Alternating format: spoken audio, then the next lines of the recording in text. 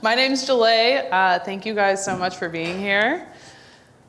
Here we go. I am the owner of Wanderin Barefoot Farm. We have been a farm officially to the public since 2019, and we're gonna go over our history in just a little bit, but I first wanted to let you guys know a little bit more about the series that we're gonna be doing here. So today we're going to be talking about planting a garden and basic garden education.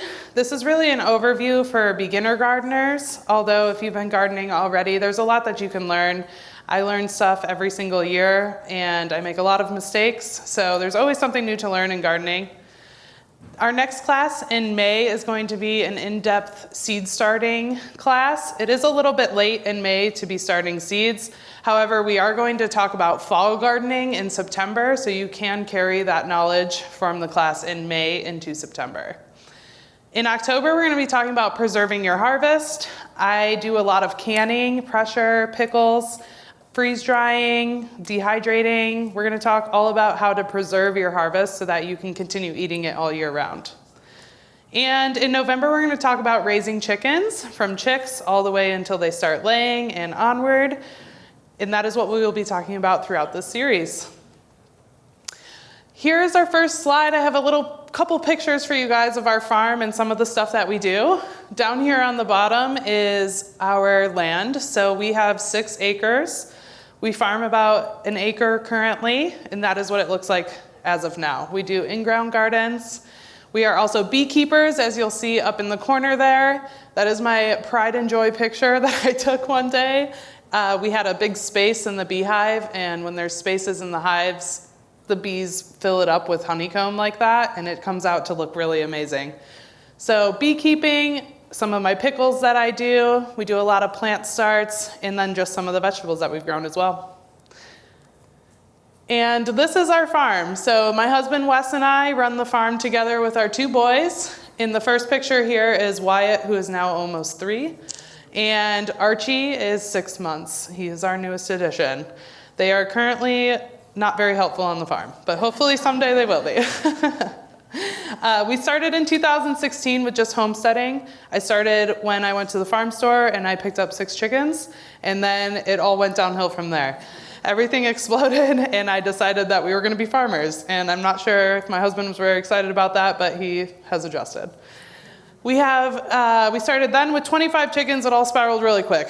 From 6 chickens to 25 to 4 ducks. I learned how to can. We learned a lot about gardening that year, how to grow flowers and herbs, and we raised pigs, which I will also never do again. So learned a lot that year.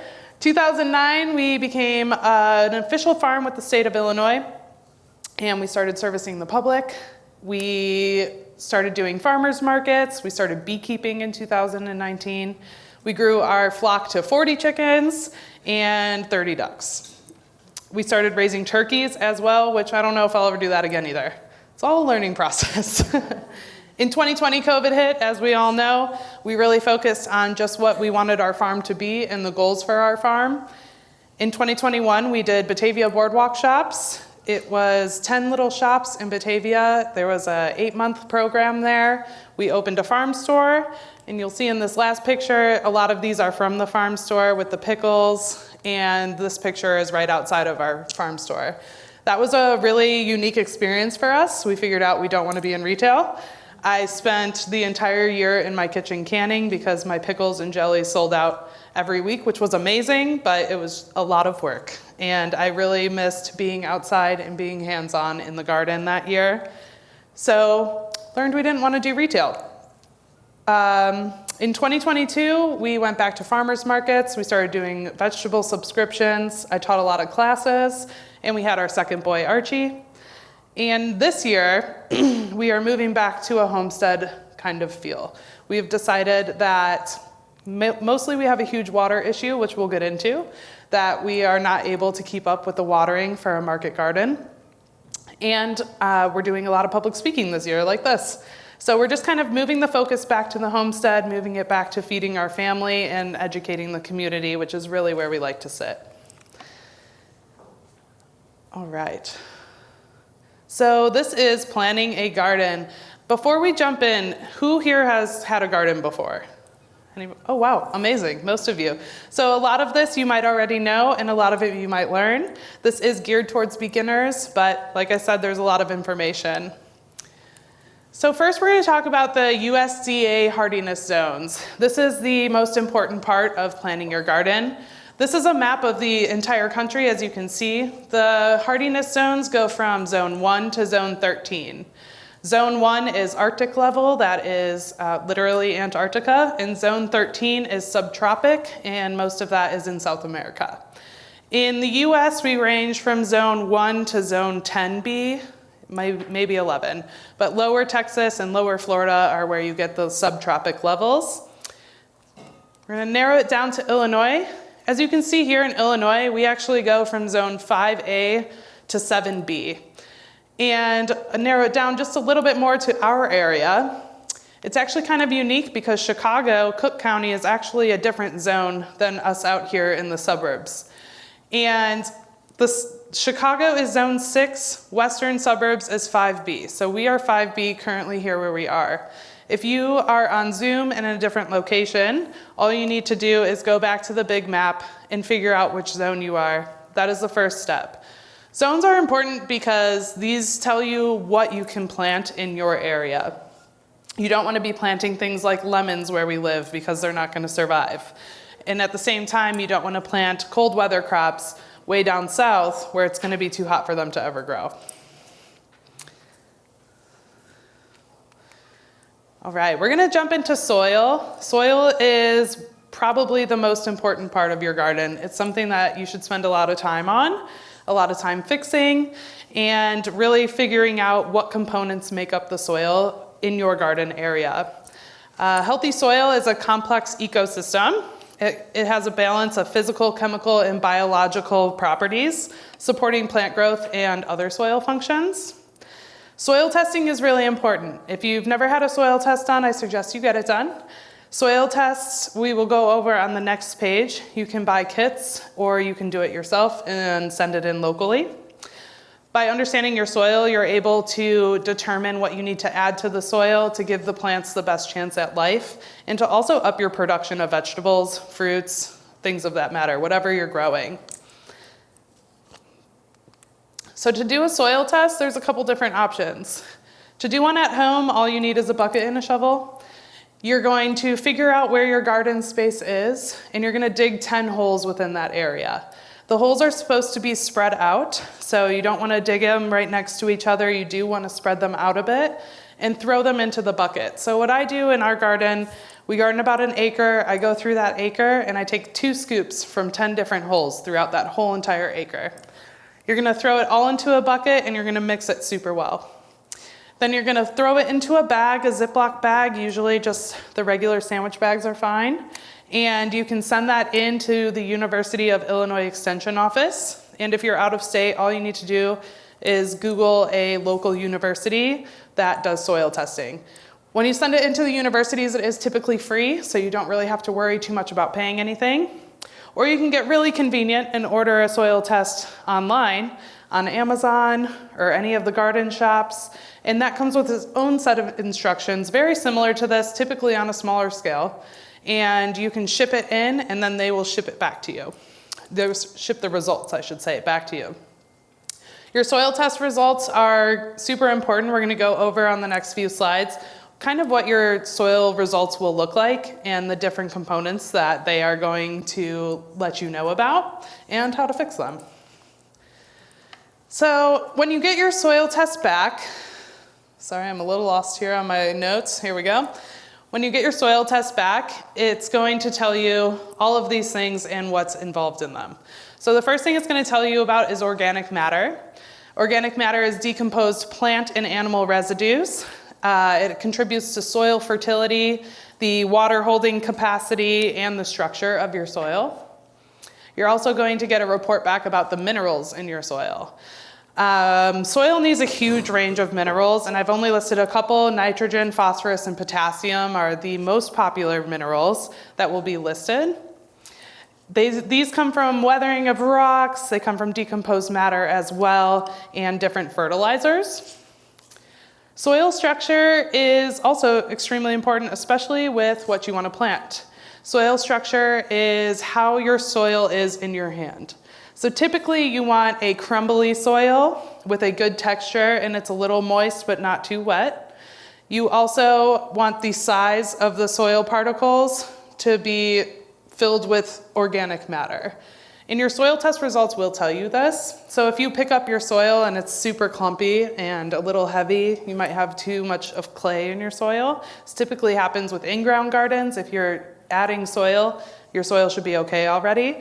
But if your soil is super clumpy, it's gonna be really hard to plant things like onions and carrots. When they're young plants, they're gonna have a really hard time expanding and growing into what they need to be, especially if your soil is clumped. So this will tell you your soil structure. It's also gonna tell you how good your water infiltration system is and your air circulation within the soil. Your pH is going to come back as well. This is another huge important one. pH is the acidity or the alkalinity of your soil. Most plants like a pH of 6 to 7. So there's a lot of ways to fix this, which we'll go over in the next one. Compost is a really common one to fix the pH of your soil. But if your pH is off in any way, you're gonna have a difficult time planting and growing things successfully. So if you've planted a garden before and you just can't get tomatoes to grow, it might be a pH issue, along with cucumbers, lettuces, pretty much all things rely on pH. So the pH is the thing that I look at the most when I get a soil test back. And I try and figure out what I need to do to make sure that I can get the most out of my garden with a balanced pH. Water is essential for plant growth, obviously. Excessive water can lead to a ton of disease, reduced oxygen to the roots of the plant, also leading in a really difficult time growing anything. Microorganisms such as bacteria, fungi, and protozoa are also important in nutrients for your plants. They help with the cycling of nutrients and getting those to your plants, and they also help with the fertility of your soil so that you can grow beautiful big plants. And lastly, insects and other animals. Worms are really beneficial to your soil. It will tell you in your soil report what it's seeing as far as the animals go. Worms leave castings, they dig holes and burrow to make holes for water and air. So worms are also very important. When you get your soil test back and it says, okay, your pH is low or you don't have enough microorganisms, you do need to amend your soil. And amending simply means adding something to the soil to make it fertile again. So when you're adding some of these organic amendments to the soil, you want to make sure that you're mixing them in super well into the soil. Some stuff you can lay right on top and plant on top of it. Most of it's recommended to mix in. So the first piece is compost. If you're not familiar with compost, it is made up of organic matter such as leaves, different dead plants around your garden, and then food scraps from your kitchen. If you are doing compost, make sure you try and put organic stuff in there if you want organic soil, and also avoid any animal products when doing compost. But we could get all into compost, but that's not what we're here for. So compost is great for increasing the pH of your soil. So if you get your soil test back, it's low, add some compost. It contains, or it releases nutrients and raises the level of the pH. Wood ash is a fantastic amending thing as well. Wood ash is a good source of potassium. It's also beneficial to the pH as well. Wood ash is wonderful for zucchini, which I found out on accident last year. We had the best zucchini plants we have ever had in the planet because I planted them on top of an old wood pile on accident, or a burn pile, and they're the most beautiful zucchinis I've ever had. So, little tip for you on accident. Eggshells, crushed eggshells are another great way to increase the pH level. They're a rich source of calcium, so they neutralize any acidic oil. What I love to do with eggshells, tomatoes love eggshells. When you're going to plant your tomatoes, when you dig the hole, if you sprinkle dried eggshells in there and then plant the tomato and cover it up, they'll do amazing. They love eggshell. What I do is when we have our chickens and we eat eggs every single day, I wash them out, I put them on a pan, I throw them into the oven at 200 for about 30 minutes, and I pull them out and put them in a bag and crush them, and I have a giant bag of eggshells. And you can do that with any store-bought eggshells as well. So lime is another good way to raise the pH level. Lime is a natural mineral, contains calcium and magnesium, which are beneficial to plant growth as well. Green manure or cover crops. Green manure is just a fancy word for cover crop. Things like clover and alfalfa that you can plant in your garden and till it in. And tilling it in is going to increase the pH as well, and it's also nitrogen fixing. Since they are plants, it is a nitrogen fixer for your soil if you're low on nitrogen. Mulching, you can use straw, you can use leaves, wood chips, whatever you want for mulch. Typically an organic matter is a good mulch, and that will also add that organic matter over time into your garden, but it also helps retain moisture. So if you have a moisture issue with your soil, mulch is a good option for that. Rock dust, such as granite or basalt, provides minerals back into the soil. Sea minerals, one of my favorite ways that we like to fertilize our plants are sea minerals, kelp meal, or a seaweed extract. We like to make a tea out of it and water our plants with it. But they provide a wide range of trace minerals, which will just help with your plant growth. Bone meal is very popular as well. It's a good source of phosphorus and calcium. This one is one that you can top dress. So if you have plants and they are lacking in nutrition, you can sprinkle them just around the plants. When you water, they will get into the soil, or you can turn it into the soil as well. Compost tea is another one of my favorites. Very similar to compost, but essentially you just take the compost, you take 5-gallon buckets and you fill it with water, dump in the compost, let it steep for a while, and then you can water your garden with the compost tea. It's just a little bit faster than putting compost in your garden because it's already sucked out all the nutrients with the water. I think everybody knows about tools for the most part, but I feel like there's some that are good to know about. I learned the hard way that you need gloves in the garden. I was stubborn on gloves forever. I loved having dirt on my hands, and then I got in a cat fight with zucchinis, and that was it for me. I decided gloves were necessary. You're pulling weeds a lot. You are digging in zucchini plants, which will scratch you, and all sorts of plants will hurt you. So it's just good to have gloves on. Pruning shears or scissors are also super necessary. You're gonna be doing a lot of cutting in the garden at all times. Pruning out your plants, trimming back fruit trees and bushes and all of that.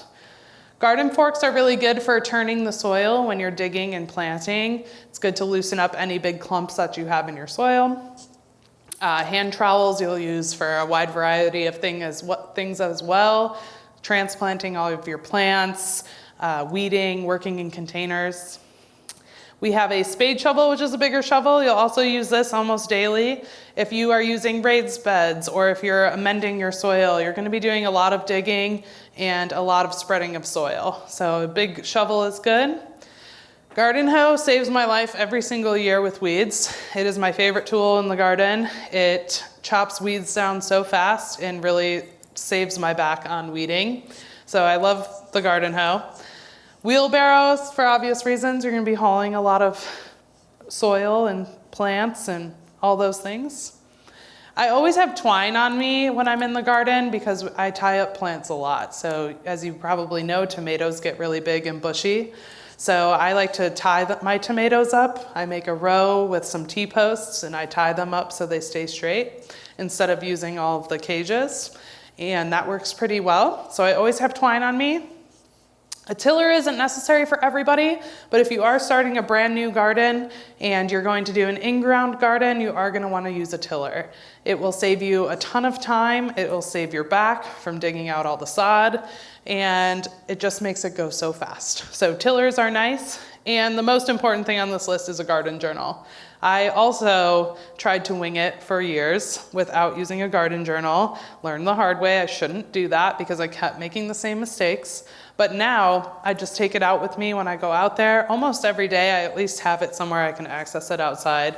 And I just jot down little notes all year long so that I can not repeat mistakes over and over again because I've wasted a lot of time and money doing that. All right, we're gonna jump into planting the garden. This is kind of a longer section. Planting the garden is pretty much a year-round process. On the farm, we start in January and February. January, February is when we go over last year's notes. We see what worked, what didn't work, what worked where, what didn't do well in other places, things like that. It's time to decide where your garden will be, how big it will be, what you want to plant, how much time you have to commit to a garden, how you're going to water this garden, what is your budget for this garden, and all those other questions.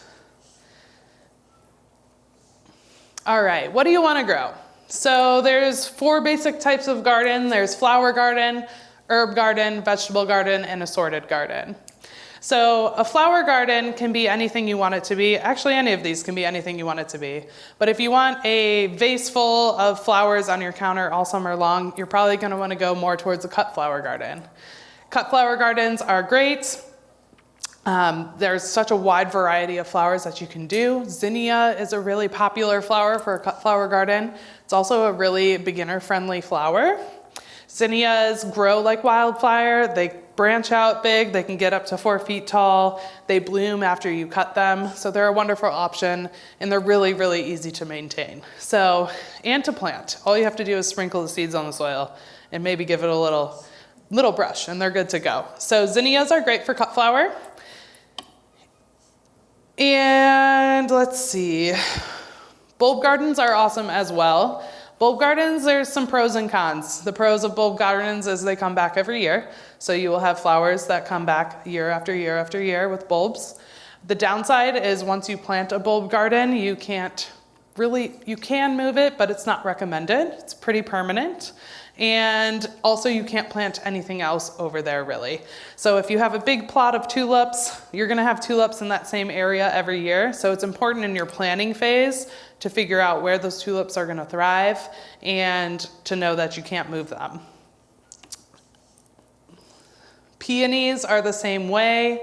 Peonies you can plant once, irises, and dahlias. Dahlias are another bulb. They're actually called tubers, but they're another bulb in our area, in this zone. You want to dig up your dahlias every year. They typically don't overwinter well. I have seen it done, but typically they don't overwinter. So that is a bulb that you will want to pull up, but all of those also make great cut flower gardens. It's just important to know that bulbs stay where you plant them. Sunflower garden, maybe you want an Instagram-friendly sunflower garden. And sunflowers are amazing. I love growing sunflowers. They're my favorite flower to grow outside of zinnias. And the thing with sunflowers is you really need to do your research on what kind of sunflower you want.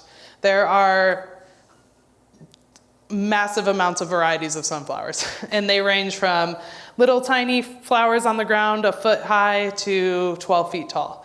So you really need to consider space when thinking about sunflower garden. You need to think about how you're going to support the sunflowers if you're doing a tall garden. As you know, we live in the Midwest. One of those good summer thunderstorms roll around and all your sunflowers are topped. It has happened to me. It is devastating. So you want to make sure, especially with the tall sunflowers, it's better to plant them in a patch.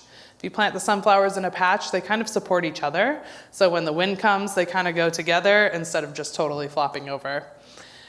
Herb gardens are amazing as well. Herbs can be used for medicinal, for cooking, for floral arrangement, and for teas. Herbs are really easy to grow as well. They're super beginner friendly.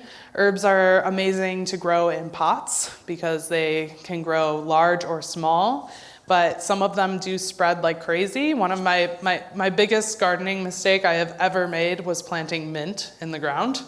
And I did that before I knew very much about gardening or mint, therefore.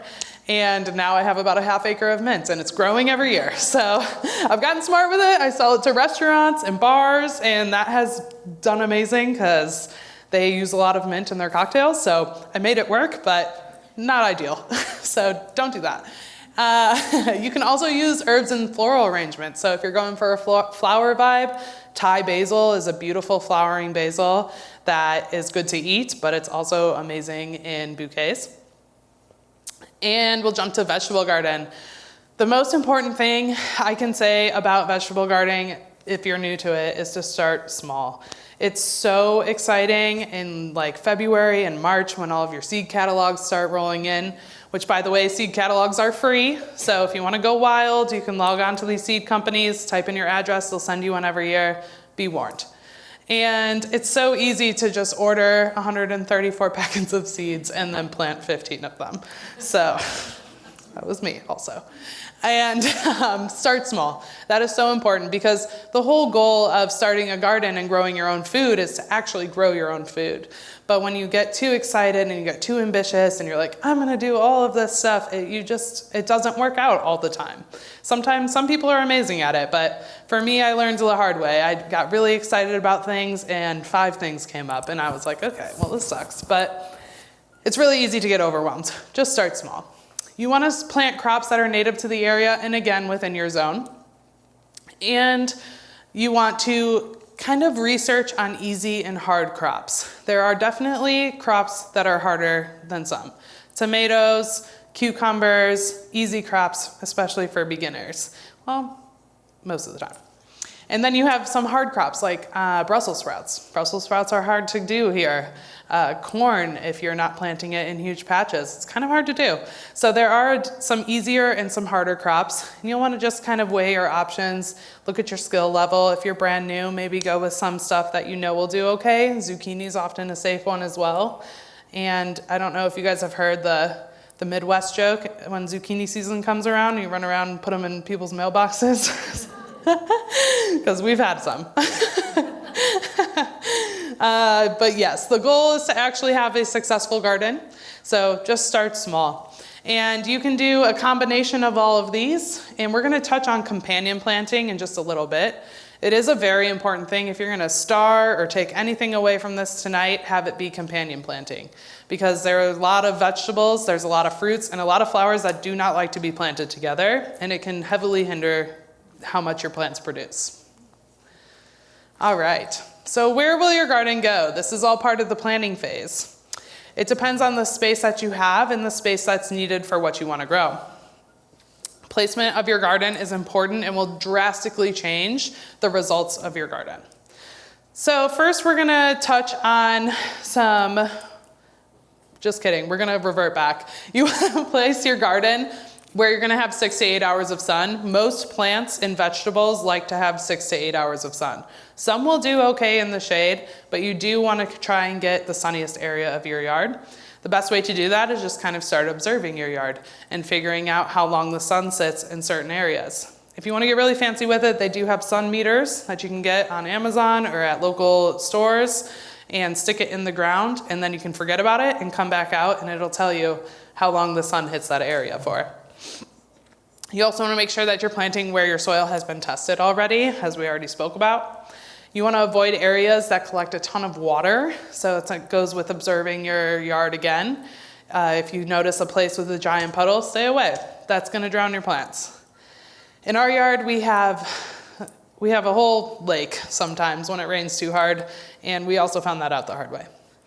So you want to make sure your garden is also in an area that you can get water to it easily. I know this kind of sounds like a silly thing to say, but if you have a water spigot on the other side of the house and you plant your garden on the opposite side of the house, how are you going to get your hoses all the way there? Especially if you're using things like soaker hoses or drip hoses. Those are a little bit harder to control if you don't have a water source that's closer. You want to make sure also that your garden is somewhere where there's protection of some sort from pests and things like that, which we'll get into. All right, so we're gonna start here on the next slide. All right, how will you plant? There's a bunch of different ways to plant. There's pros and cons of all. We're gonna start with pots. Pots are really great for people who have limited space. The thing that so many people hear, and what I hear the most is, I can't homestead, I don't have any land, or I can't homestead, I live in an apartment. If you are growing anything, you are already homesteading. Homesteading is not what you see on Instagram. Homesteading is simply doing small little things that make you more self-sufficient. And it doesn't matter, there's no size to homesteading. If you're growing one pot on your balcony of a tomato, you're homesteading. So welcome. And Pots are great for small spaces. If you have a balcony, if you have a small porch, if you just want to try one plant this year, pots are great for that. They're easy to move around, so you can move them to places that get better sun. If you're noticing that your porch doesn't get great sun, maybe you need to put it on your front porch. Easy mobility with those. Pots still get weeds because a lot of weeds are transferred through the air, through the seed, through the wind. So still get weeds, but much easier to contain and control. Some of the cons of pots is you do have limited space. Oftentimes, depending on the size of the pot that you get, you can only plant one vegetable in at a time. Watering. Pots, if you have a good drainage system, which you usually will in a pot, they have to be watered more often. So that is something that you'll have to pay close attention to. It's not like the ground where it holds more water. They will dry out quicker. They can also become nutrient deficient quicker as well for the same reason. They're not in the ground. They can't pull up natural nutrients. So you will have to add nutrients depending on how much your plant is eating. And expense. Pots are not necessarily cheap. So if you get a good pot, they're pretty expensive. Then you have to get the soil to fill it and then the nutrients and so on and so on. So a little bit expensive there. Raised beds. Raised beds are so aesthetic. And I wish I could use them, but I just can't. They're really beautiful and they're perfect for people who love to see a beautiful aesthetic garden. I don't have the patience to build them, which is why I don't use them, but they are beautiful. Raised beds are also a bit expensive, as you can probably assume. You want to make sure that you're getting good quality wood. You want to make sure that your wood is not sprayed with a toxic protectant on it, because that will leak into your soil and it will get to your plants. If you buy a kit, you want to make sure the same things, that it's a good quality and that it's not sprayed with anything toxic. If you do not invest in good quality wood at the beginning, you will be rebuilding these beds in a couple of years. The soil, the breakdown of the plants, the water, it's all going to wreak havoc on the wood. So the better the wood, the longer your bed's gonna live. The pros for here are kind of similar to pots. You get improved soil quality because you can control that. You are the one who is putting the soil in the bed, so you can control which soil is going in there.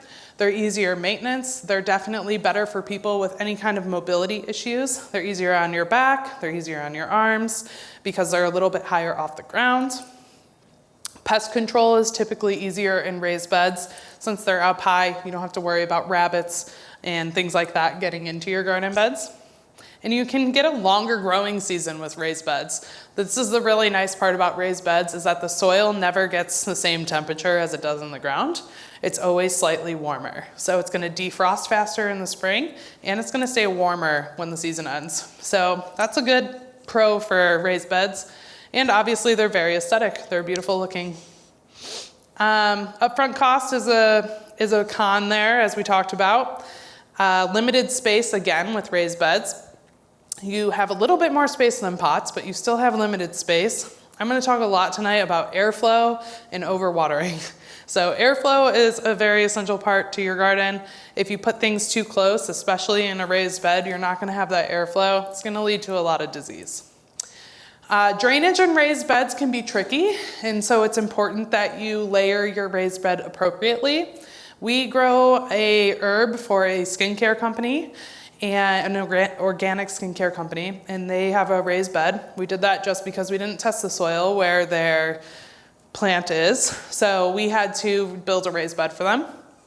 And we layered our raised bed with a couple big rocks at the bottom, and then we had a bunch of tree limbs, so we put those on next, and then we added the soil. So we did this for drainage reasons, to make sure that it could drain well. Once it gets through the soil, it has to trickle through those branches, then it has to hit those rocks and gets into the ground. It also helped us fill up the bed more, so we didn't spend a fortune on soil filling those. And it also decomposes over time. So this year we have to add 10 bags of soil instead of 40 because we have that wood in there, but it's still decomposed. So we have to fill them back up again, but at least it's saving us a little bit of time. Drainage, back on that, if it's not set up right, you will have water collecting in the bottom. So that's why they usually say to avoid putting any plastic down, any sort of weed cloth or anything underneath the beds, because that can affect the drainage of the water. and your plants can die from root rot, and you'll drown your plants if there's not enough drainage in there. You can tell pretty quickly. We'll get into watering in a little bit. I'll give you some tips on how to tell about that. Mobility with raised beds, you cannot really move raised beds. We were gonna move our raised bed this year, and then we moved it an inch and we were like, nope, put it back. It was like, this isn't gonna work. They don't have bottoms. So once you put in a raised bed, you need to be really careful about where you're going to place your raised bed, and know that it will probably stay there until you're ready to take it down, unless you want the scooping it all out and moving it. And watering, again, with the water, they will take more water if you have good drainage.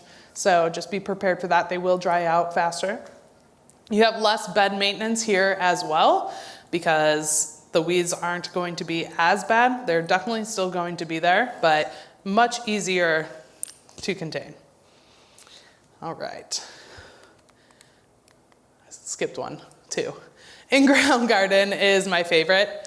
This is what we do on the farm. It's just a large space, gives you a lot more freedom, gives you a lot of room for that airflow to get through with your plants, and you can just have a little bit more variety going on in there. The pros of this is it's low cost. Typically you just need to borrow or rent a tiller if you don't own one, and till out your garden, and then it's kind of there.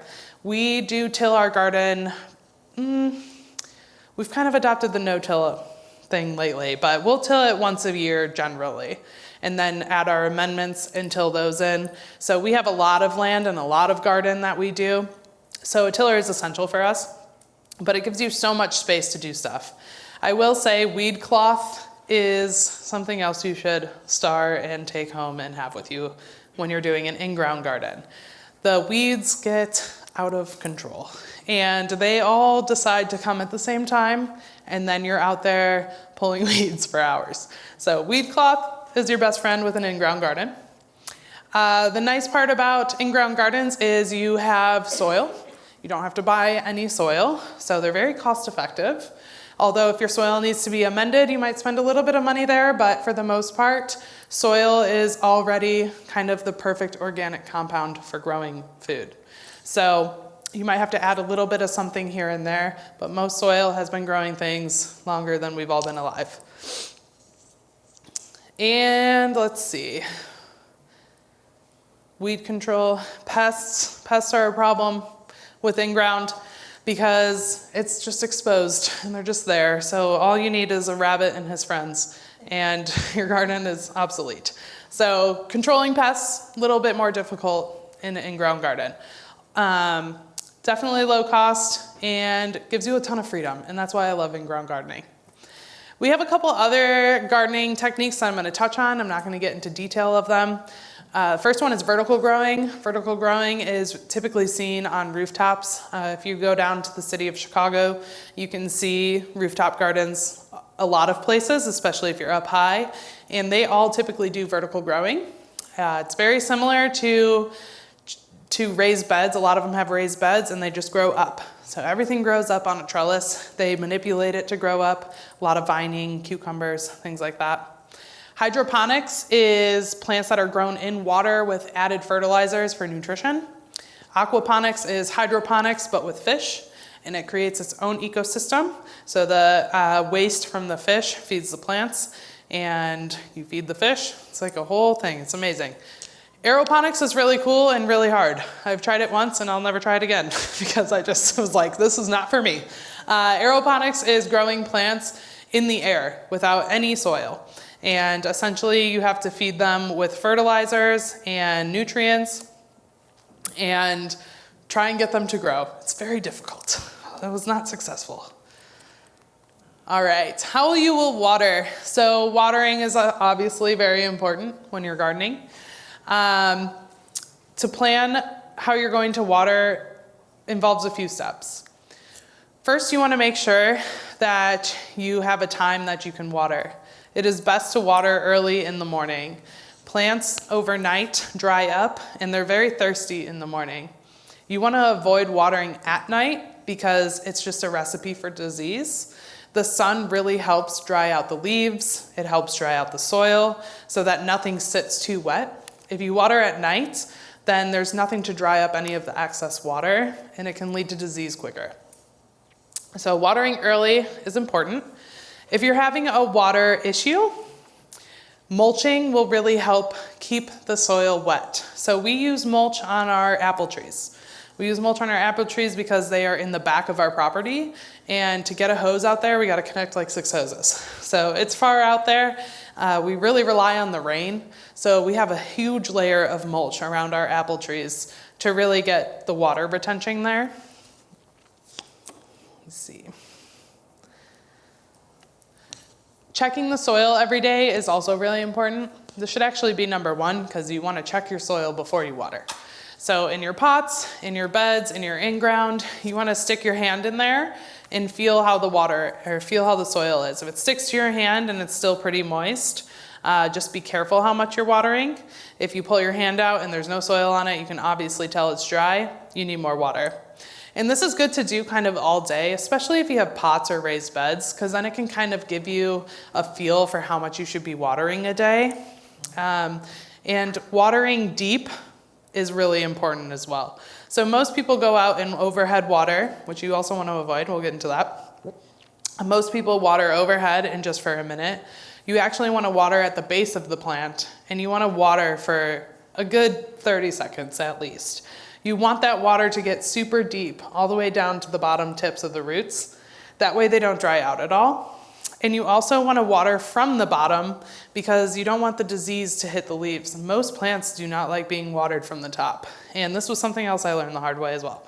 So water from the bottom and water deep. And that is the best recommendation for growing healthy plants.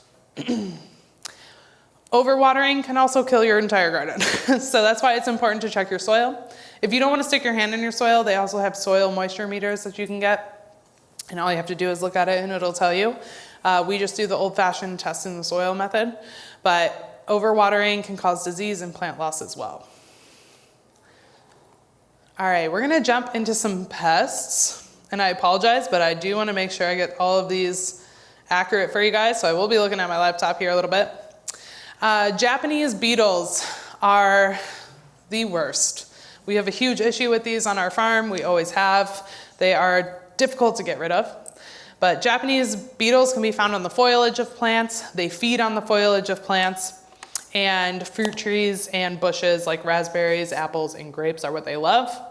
These we have a huge problem with on our herb that we grow for our skincare company, and we also have grapes, and we have a huge issue with them on our grapes. Japanese beetles are pretty difficult to get rid of. The best way to do it is just pluck them, which is very time consuming, especially if you're working with a big area. They spread pretty quickly. They burrow in the ground in the winter. They lay eggs and come back as grubs in the spring, and then they explode, and they're everywhere. In addition to, or I don't even think I've said anything yet, soapy water is a good way to get rid of these bugs if you're hand picking them. I just carry a mason jar with soapy water. I pluck them, put it in, and then eventually put the lid on and shake it up to kill them. Otherwise, they will come back. And in addition to the soapy water, neem oil is really helpful as well. I'm not sure if people are familiar with neem oil. Neem oil is it comes from the neem tree, the kernels of a neem tree. Neem trees are grown in India, so it's a natural insecticide, and it is widely used in organic gardening to get rid of pests. So you'll hear a lot about neem oil in a lot of these getting rid of these pests page here. Some people use traps for Japanese beetles. I'm not sure if anyone here has used a trap before, but I find in my garden personally that they attract more of them. So I don't know why, but every time I put a trap out, I have more beetles than I had before. So I stopped using the traps, and I just do the soapy water or the neem oil. Aphids are another very annoying nuisance. Aphids are small, soft-bodied bugs. They actually suck the sap from the plants, so they cause them stunted growth and distorted leaves. Aphids can kill your garden as well. They spread disease from plant to plant as they're sucking out the sap. So that's the really difficult part about aphids. The There's a couple ways to get rid of aphids as well. One is to spray the plants with hard water stream. You do want to be careful doing this, especially if you have young plants or plants that are not strong enough that can handle a strong stream of water. So just take caution if you're going to take that route. You want to try soapy water again. This is another good one. You can kind of put the soapy water in a sprayer and use that, but make sure you do your research before that as well on which vegetables can handle that and which can't. And neem oil, again, is going to help with the aphids. If you want to go a super, super natural route, ladybugs are amazing for aphids. A lot of local farmers in the area actually ship in ladybugs every year and release them on their farm. Ladybugs are one of the beneficial bugs. So it's important also to do your research on beneficial bugs and harmful bugs, because ladybugs are a great companion to have in the garden. They do a lot of pest control for you naturally. All right, spider mites, we have a lot of these as well. Spider mites are more of a nuisance than anything, but if they get out of control, they can really damage your garden. They create this webbing, kind of looks like spider webs all over your plants. If you've seen it before, typically on the underside of leaves. They are difficult to spot because they're so small and they blend in with the leaves. So don't be surprised if you can't see them. Getting rid of them can be difficult, and they respond well also to neem oil in ladybugs. It's beneficial to prune all your damaged leaves, and any leaves that you see with the webbing on it, that will get rid of them. When you are pruning your plants because of pests, make sure you're not throwing that in any sort of compost pile, because then it will spread to your compost and you'll have it all over again wherever you lay that. Cabbage worms. Cabbage worms are little caterpillars that feed on your brassica plants. Brassicas are things like kale, broccoli, cauliflower, in that family. They are also difficult to spot because they're very tiny. They're about this big and they blend in with the leaves. If you guys ever see those little cute white butterflies flying around your garden, you pretty much guarantee that you're gonna have these. Those little butterflies are landing on your plants and laying the larvae for these, and that's how they become these caterpillars. To control the cabbage worm, it is the same way as mentioned above with soapy water. You just pick them off and put them in soapy water. You also want to make sure with these cabbage worms that you're collecting the eggs. They leave little piles of black eggs on the leaves. So you're going to want to make sure you get those and put them in the soapy water as well to avoid getting any more of them. All right, squash bugs. Jeez, these guys. They're the only bugs I think that can live in my house rent-free right now, and they are everywhere. So squash bugs are commonly found on pumpkins and squash, given their name. They're also known as stink bugs, which is probably more common. They feed on young plants, again, by sucking out the sap, and they do spread disease as well. They can be maintained also with neem oil and insecticide soaps. You can find natural insecticide soaps at your local garden shop. You can also pick them off and kill them. And you can also plant beneficial flowers. And again, ladybugs come into play here as well. You can also get diatomaceous earth. Diatomaceous earth is something else that I would add to your list to always have in your garden. Diatomaceous earth is a fantastic tool for homestead in general. You can use it, you can eat it, which I don't know if anyone really needs to eat it, but you can. I give it to my chickens to dust bathe in. I use it for a wide variety of issues on my homestead. Diatomaceous earth is just a natural powder. It's actually a fossilized algae, and it is an amazing pest prevention. Hornworms are evil. I hate these guys. They're really cool looking. They're one of the coolest insects I've ever seen. I want to play with them, but you shouldn't do that either. They love plants like in the nightshade family. So nightshade family is tomatoes, eggplants, and peppers. They love to eat these plants. Hornworms are very large. They're easy to spot. You want to hand pick these guys off, but you do want to wear gloves. The unique thing, and something most people don't know about hornworms, is they actually suck the toxins out of your plants. So when you touch them, they release those toxins into your hand and into your skin. So that's why you don't want to pick them off barehanded. You do want to use a glove when you're picking hornworms. I'm not really sure how much damage they can do, but I don't want any toxins from any bugs in me. So it's good to wear gloves when doing that. If you find a hornworm and it has a white cocoon on it, and it's typically on its back, it's actually been stung by a beneficial wasp. There's a lot of wasps that are really beneficial to the garden as well. If you see one with a big, you can't miss it. It's like a big white ball on their back. It means they've been stung and they're actually paralyzed, and they will take care of themselves. So you do not need to remove those if you don't want to. If you still want to remove it, you can. It's also good with these guys to trim off any of the damaged leaves from your plants. Since they do suck out those toxins, they do put the toxins back in. So you do want to make sure that you're trimming up your plants. And that kind of goes for any of these pests if you see them. Squash bugs, maybe not so much if you're picking them off, but you do want to remove the foliage that has been damaged by pests just to eliminate any sort of further damage. All right, here we have just a little overview of some of the things I talked about. The neem oil, which is from the neem tree. Natural insecticides you can get at any farm or garden shop. Beneficial insects like ladybugs. Diatomaceous earth, again, is that fossilized algae. Plant covers are really nice to use, especially when your plants are young. Things like spider mites like to prey on small young plants, rabbits. So having some sort of plant cover over your plants will really help in the early stages. It'll help all the way through if you have a greenhouse, but you can just have little plant covers. They don't have to be anything fancy. And you can get those from most garden shops or Home Depot or whatever. Crop rotation is also super important for pests, especially for bugs. We do a 3-year crop rotation, which I think is pretty generalized in the farming community. Every 3 years, you want to change up where you're planting things. Bugs are kind of creatures of habit, so if they know that tomatoes were in the same area last year, they're most likely going to come back to that area. So crop rotation, that was super helpful also. We're going to go over some animal pests really quick. Deers can eat your entire garden very quickly.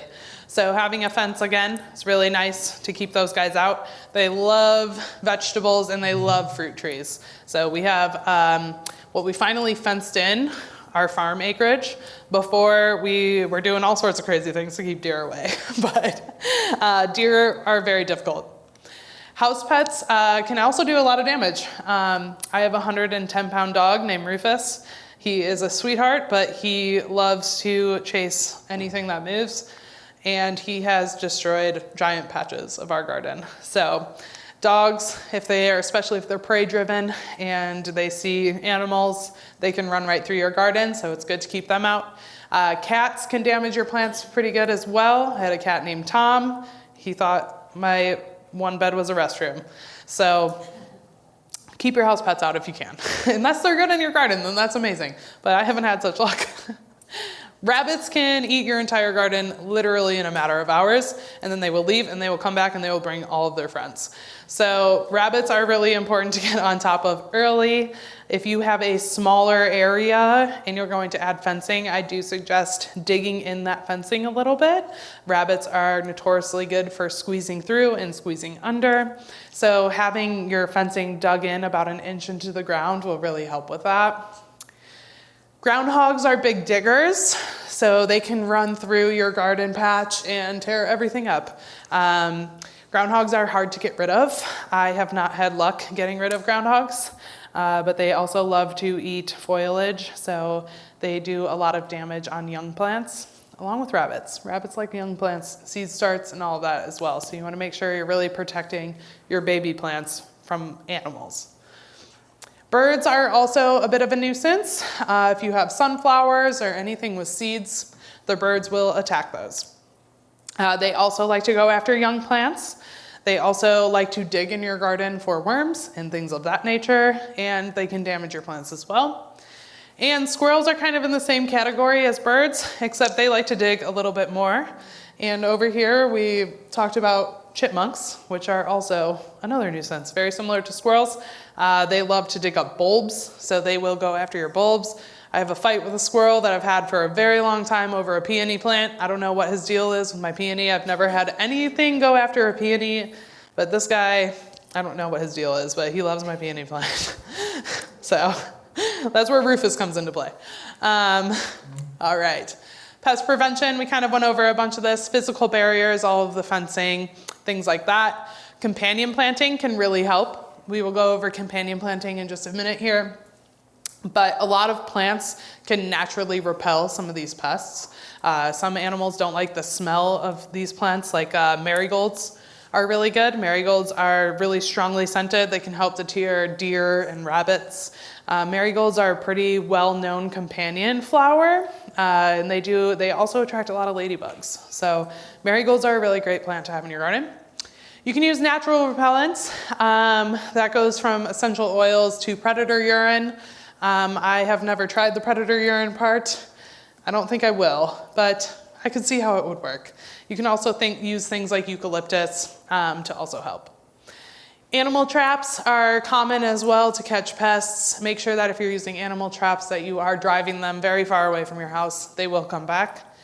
Scare tactics, when I said that we had to deal with the deer, that's what we were doing. So we had a radio blasting all night. We have motion lights that came on whenever it saw anything. Our own scare tactics, So yeah, scare tactics are common. Mostly they're in lights or some sort of noise that plays. I have a neighbor, we're all separated by pretty heavy acreage, but we have a neighbor 2 doors down and they play something all night long and we can hear it. But it works because they do it every year. So. And then regular maintenance can really help. Keeping your garden regular maintained, keeping those weeds out. You can really kind of tell what's happening in the garden and what kind of pests you're getting that way. And we're gonna step into disease here. Fungus is very common. It's improper airflow is the biggest cause of fungus and overwatering. Fungus can cause leaf spots, distortion, defoliation, and blight. And we're gonna jump into blight really quick here. Blight, there's 3 different kinds of blight. There's early blight, late blight, and bacterial blight. Early blight looks like this picture here. It has the dark circles on the lower leaves. It does cause the leaves to drop.